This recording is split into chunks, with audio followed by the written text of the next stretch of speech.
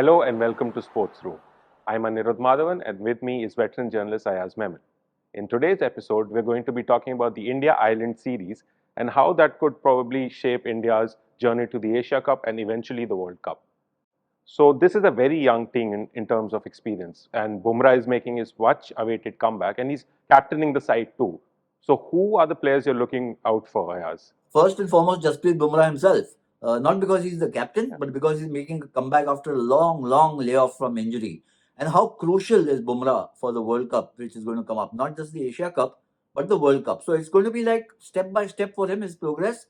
How does he fare in the series against Ireland, which is the T20 series, will determine, in a way. I mean, he's claimed that he's fit for the World Cup too, and the selectors and the captain, the team management will be keeping their fingers crossed that he is. But how he fares, not how he fares against Ireland. It's not about the number of wickets that he gets or the runs he concedes, but how he lasts the distance of playing these matches, which will tell us, how he's going to approach the Asia Cup. Will it be full throttle, which I think it should, because that's like a build up to the World Cup, and from there on to the World Cup itself. So I think that Bumrah is, foremost in the list of players that one should watch out for, and then there's a whole clutch of young players. I think this team, it's a good thing that this series has come up. A lot of the young players are going to be on show.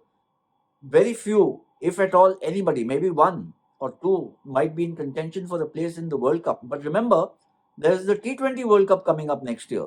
So for all these players, this is a great case or a great opportunity for, the IPL is something which kind of brings you up front into the mind space of people, fans, not just in India, but across the world.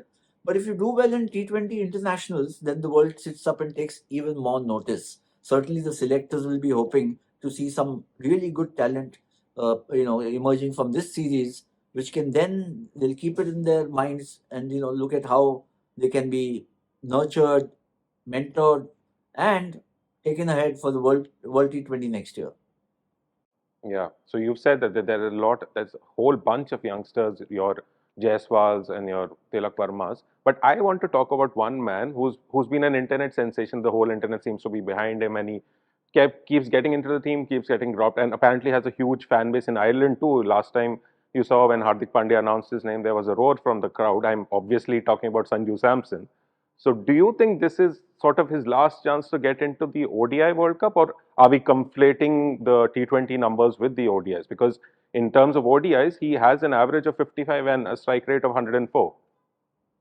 Well, I think Sanju Samson is rapidly turning into an enigma. I mean, there is nobody. I think even his worst critic will doubt that he's got tremendous potential, tremendous talent. But when does it get actualized? When the opportunity is there for you to kind of stake a claim most authoritatively, most emphatically, like there was the opportunity in the West Indies. Unfortunately, he didn't come good, and this has been happening for a few years now. There were times when I felt, and I still believe, that he should have been persistent with, but he was kind of sidelined or he was dropped and somebody else was given a place. He wasn't allowed to settle into the scheme of things. Now it seemed he was. The West Indies tour was something that he should have, just anticipated. Everybody knows there's a World Cup coming up this year. Before that, there's the Asia Cup. You do enough, or you do more than enough, and compel the selectors to not look beyond you. That, unfortunately, Sanju couldn't do in the West Indies. Can we do it here?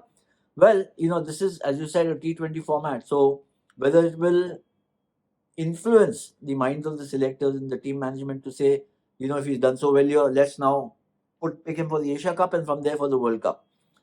Not impossible, but he'll have to make phenomenally, good, fine performances, match-winning performances to influence the selectors in that sense. But even to keep afloat in the list or the category of young players who are aspiring to play for India more consistently, if not this World Cup, if not the Asia Cup, then there is something else going to come up. Cricket today is for Indian cricket is almost like 365 by 7. 24 by 365 days a year. So he has to make sure that he leaves an impact in whatever opportunity he gets, because public memory can be very, very fickle. And suddenly a guy who was thought to be amongst the most talented cricketers in the country might end up on the sidelines, and that's not where Sanju Samson wants to be. Yep. It'll be a shame because this time also you have Jitesh Sharma in the squad who might get a look in. So Sanju might not even play the whole 3 games. And Yeah, so there Anirudh, you're are right. others also coming up. Yeah. Yes, you're right, because as you know, we've talked about this, that for each place virtually there are two or three claimants in the Yeah. batting lineup or the bowling lineup. So I mean, I'll give you an example also of not just Sanju Samson. I mean, even amongst the bowlers, somebody like a Yuzvendra Chahal Yeah. got upstaged in the West Yeah. Indies. You know, I mean, 2 months back it seemed that he'd clearly be in the World Cup squad, but now it seems iffy. So that's how important each opportunity, each series is for these players. Even if they've been around for a few years, like Sanju Samson has been around for a few years, so has Chahal, but they're feeling the stress and the strain. Yeah. And talking about Chahal, we should talk about Ashwin probably because even though he hasn't played a game, last one day he played, I think, was in January 2022. So it's been 1.5 years. But the World Cup is at home and he's such a big match player and you know what he does in the test format and the T20 format. Do you see him making a comeback or does he want to play ODI cricket? I'm sure he wants to play. I mean, who wouldn't want to play in the World Cup? Yeah. I think he's dropped Of gentle course. hints about his availability here, there, everywhere. But of course, he said that it's up to the selectors to choose, which is right. That's a statement of fact. Yeah. It's not a statement of desire. His desire comes from, and he's a very competitive. You know, the competitive juices in him are always flowing. So he was kept out of the World Test Championship final, which obviously he didn't like. Now he senses an opportunity in the World Cup, which is going to be played in India, because frankly, you know, apart from there are a plethora of spinners. There's Jadeja, there's Akshar Patel, there's Kuldeep Yadav, who made a bit of a comeback in the West Indies. In fact, a strong comeback in the West Indies. There's Chahal, of course, who's there. And then there are guys like Yep. Tilak Verma and Yashasvi Jaiswal. If they come into the mix of things in the World Cup, they can turn their arm over. But I think Ashwin brings a few very sterling qualities, in my opinion, for the Indian team, even in this World Cup. I'll talk about the pros first. The pros are rich experience, fantastic experience, great knowledge of Indian pitches and conditions, and of course, I think he's got, you know, in his hard disk, which is his mind, he's a superb analyzer of batsmen. So he would already, I think, be analyzing the batsmen of the teams that India are likely to play, irrespective of whether he's going to be in the team or not. So these are great qualities that, and he's a wicket taker, you know. So I think, and playing at home, he's not playing overseas, remember, so the pitches and the conditions should favor him. Now, the cons, obviously, his age is pushing 36. Also, fielding is going to be one of the factors or one of the aspects that are held against him, because the standards of fielding have improved tremendously globally. But I think in the Indian context, he is not going to be a best fielder, may not even be a second best or the third best fielder in the squad. But I think he may not be the worst fielder. You know, he may be amongst the bottom half in the pecking order of fielders. But does he compensate with his bowling and his experience and his ability to psych out batsmen? And also remember, he can also bat a bit. He's not he's not a dhuandar batsman as we want in white ball cricket, but he can play aggressive shots, and we've seen enough evidence of his batting over the years. So, in my opinion, if I have to, somebody had to ask me, should Ashwin be in the team? I would say immediately, right now, put him in the shortlist for the World Cup. See how the others fare, but don't discard him right away. You know, I think he has a very good chance, considering everything, in my opinion. Yeah. So likewise, like in Ashwin's case, there's another cricketer who unretired from ODI cricket with a lol on Twitter. Oh, sorry, X.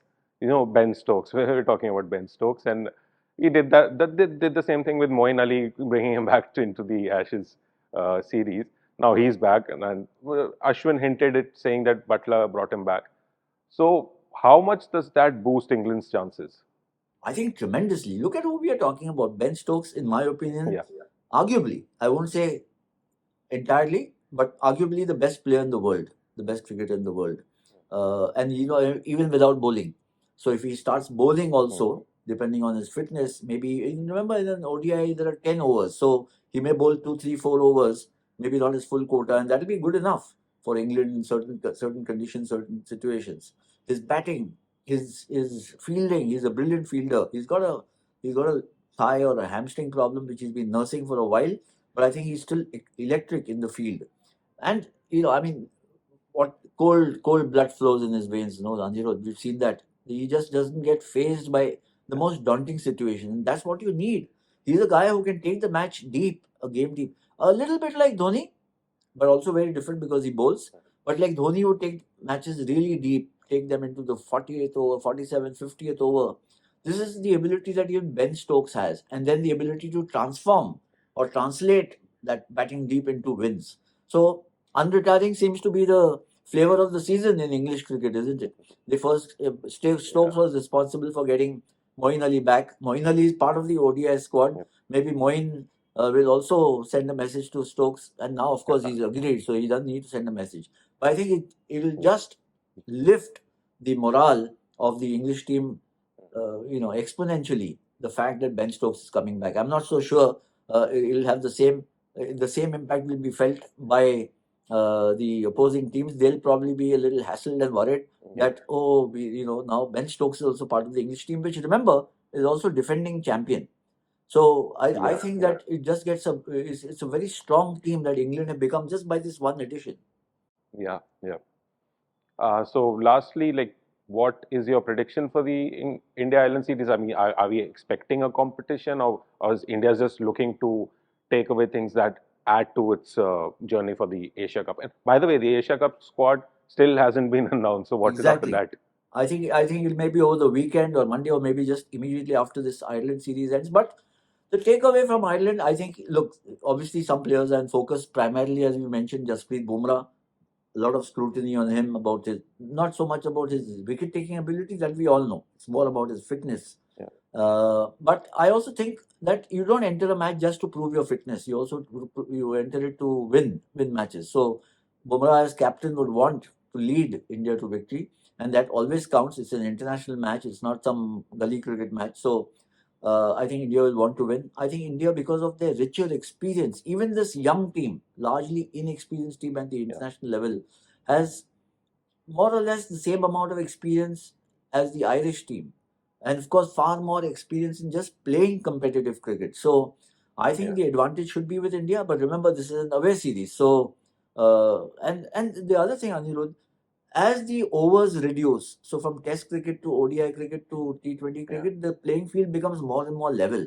So you've seen Afghanistan, who've been toppling and upsetting some of the finest or the best teams in T20 cricket.